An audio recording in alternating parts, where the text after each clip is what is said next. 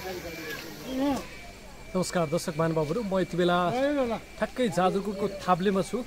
यति बेला मेरो घडीमा 7:24 गएको छ। यो 24 मिनेटमा एउटा जिल्लामा सरकारी गाडीहरूको लाम छ, यो कहाँ छ के छ भन्नेको छ। वन कार्यालयमा मिटिङ छ। अब के मिटिङ रहेछ, आज हामी त्यहाँ जाँदैछौँ, हेर्छौँ के हुन्छ मिटिङमा, के हुन्छ त्यो बुझ्नलाई। ल लेट्स गो। देख्न सक्नुहुन्छ मुख लुगाएर भाग्दै हुनुहुन्छ।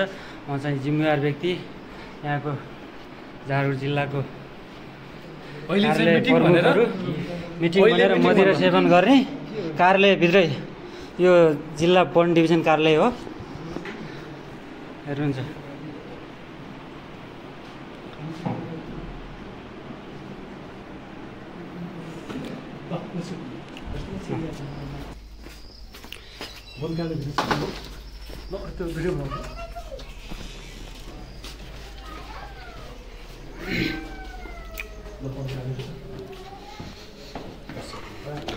दर्शक हेर्न सक्नुहुन्छ अहिले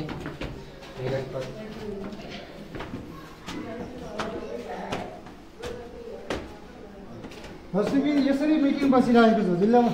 अहिले डिभिजन वन कार्यालयमा यसरी मिटिङ बसिरहेको छ। यो आर्थिक वर्षको अन्त्यमा उहाँहरू हुनुहुन्छ। पैसा छैन, कामको समयभन्दा बढी छैन भन्ने छ, तर मिटिङको नाममा दारूपाटी चल्नु यो अलि दुःख छ। नेपालको परिस्थितिमा के हो यो? जब चाहिँ कार्यालयले काम गर्ने बेला, असारको बेला काम सम्पन्न गर्ने बेला जिल्लाका सबै भद्र पदार्थमीहरू, जिल्लाका मैयौँ भन्नेहरूलाई बोलाएर दारूपाटी गर्नु आम नागरिकमाथिको ठुलो खेलाड हो कि होइन? तपाईँले प्रश्न गर्नुहोस्, कमेन्ट गर्नुहोस्। सरकारी कार्यालयभित्रै, सरकारी कार्यालयभित्र, सरकारी क्वार्टरमा त्यो खालको रवैया देखाउनु कतिको छ। आउनुहोस्, डिभिजन वन कार्यालयका प्रमुख के भन्छन्